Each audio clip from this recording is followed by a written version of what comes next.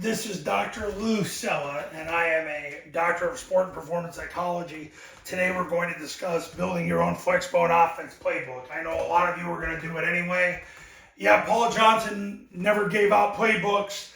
Ken Niumatalolo did his first year as head coach, and then one of his, or somebody came and visited the program that had ties to one of the assistants on staff. That person stole the playbook and started selling it on the open market, and that person was banned from the facility, and Ken Niumatalolo never gave out a playbook ever again. But yes, in 2008, Ken Niumatalolo's Navy playbook was actually stolen, and the individual who did it, who actually is a head high school football coach in Illinois right now, he actually sold it and passed it out to people. Actually sold it, and he was banned from the facility. So at least that was the story I was told by someone close to me that was in the program at that time. Anyway, if you want to build your own Flexbone offense playbook, here's 10 things you got to do. Number one, understand the basics. You got to understand what the basics are of the offense. Problem is, if you go on the internet, you're going to be just like listening to the liberal legacy media. You're going to be misinformed. That's what happens when you go on the internet, because people don't really take the time to actually watch the film and break it down. They just go with what they heard from some other slappy on the internet, and then it just becomes like the old telephone game where you just become misinformed because that's how it works. So, but you got to understand the basics. The basics right now, if you want the truth, because the truth will set you free, is zone dive is how Army and Air Force run their offense. It's the number one concept. Basically, then, if they get 4 yards, they line up and run it again. But if they don't, they run follow or trap. Unless the C-gap player takes the dive, then they run midline triple option. Those are the basics. Now, a lot of people want to fight that because they think they're smarter than Army and Air Force. They're going to eventually realize that they're not. And if they happen to win, it's because their players overcame their trash coaching. And that's what ended up happening. So, number one, you got to understand the basics. Number two, play selection and variety. We just kind of talked about it. Almost every coach with whom I've ever met runs too much offense. They all act like they're simpletons, but they run too much offense. Coaches, there's only 48 offensive plays in a high school game. That's a national average. I've proven over and over and over, you have to run a play at least 4 times a game for that play to be statistically effective. That basically means right now you're at 12 plays maximum, but realistically you're probably somewhere in the vicinity of, if you do it right, it's going to be not very much. So the answer is always do less. Number 3, formation adjustments. If I've said this to you over and over again, the concept dictates the formation. If you try to have formations dictate concepts, you're going to create your own prison.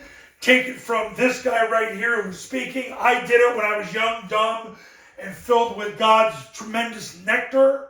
Believe me, I will tell you, I screwed myself up when I was a young Thundercat with formations, and I will not do it to you. Okay, everything starts from a balanced formation and goes from there, whether it's flex or spread. Obviously, use the heavy formation and concepts where you can get a numbers advantage, but I'm telling you right now, if you think you're going to set the world on fire with formations, really the only thing you do is, if you do too much, you hurt yourself. Number 4, blocking schemes. You better know how to eliminate gray area in blocking. And you better understand that you're centering 2 guards. If you get that fixed, you're going to fix 80% of your program. If you fix the cylinder, you fix the quarterback, you fix the B-back, you fix the A's, the tackles, the receivers. Blocking schemes matter, but you got to eliminate the gray area. You got to see what the gray area, where's the open space in all the schemes. The great thing about zone dive, there isn't any. That's the beauty of it. 5 years ago, Tulane exposed Army with the 2-and-1 gap situation where they popped the mic through on mid-triple, and they did it on zone dive, and Army had to immediately change the blocking schemes the following week and have never been the same, but fortunately Army got better with it and just had their best season in the history of the school. They won 12 games. and Air Force finished 4-0. But the 2-1 gap problem, and if you go to this YouTube channel at the tripleoptionfootball.com, I have over 4,000 videos. But if you look up the 2-1 gap problem or what Tulane did to Army, you'll see what it was, but it changed everything on that day in 2020. I watched it happen live. I actually saw what they were doing. There actually was a guy on the staff that ran camps for me years ago, back when I used to subcontract my camps. Understood the triple option, along with Willie Fritz, who's a brilliant guy, and they blew up Army in 2020. So it changed the way Army blocked zone dive and mid-triple.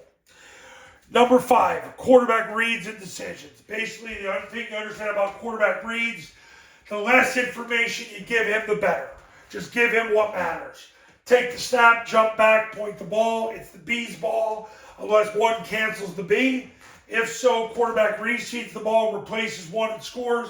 If two can tackle you, stop your feet, flick the ball. Been using that same phrase pretty much for quite a while. And the reason why is you got to give less information. The more information you give, the more you screw up your quarterback. I had a client years ago who insisted on doing that, and he screwed it up. I told him, Chad, too much info. They don't care.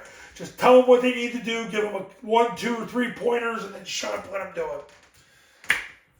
So that's how it goes. Number 6, player roles and responsibilities. You win with the cylinder. You win with the cylinder. Most important people play in the cylinder, guards and center. They'll control your game. They control everybody else. Number 7, defensive adjustment. You got to have a built-in game plan. If you try to be abstract with defensive adjustment, you just make yourself dumber. Run zone dive, get 4 yards, run zone dive again. Don't get 4 yards on zone dive. Run follow or trap unless the C-gap player takes the dive. If so, mid-triple. 3rd and long, 4th and long, got to score now. Secondary member flies up, run switch, vert, or boot. Blitz, toss. Done. Those are your defensive adjustments. 8, installation and practice. That's why people hire me. So they learn how to do it the right way the first time. They learn the proper sequence. They learn the concepts, the rules, the definitions, which give the players the visual pictures of the concept and the rules, and then the sequence, because sequencing makes people learn faster. And that's how I'm able to get people to learn fast. Number 9, game planning. Game planning is going to be built in. I just told it to you. Starting with zone dive, get 4 yards, run zone dive again, etc., etc., etc. Number 10, adapting to player strengths. You don't have any player strengths. That's why you're here. Your players are David's David. You're an Olympic fight. That's why you're here. You're not here because you have any kind of players. If any kind of player, you'd want to be like the rest of the world. It's like being a rich man. That's why it's hard for a rich man to enter the kingdom of heaven. Because when you're rich and you're playing golf a couple times a week, you don't think you need God because you think you are God because you've arrived.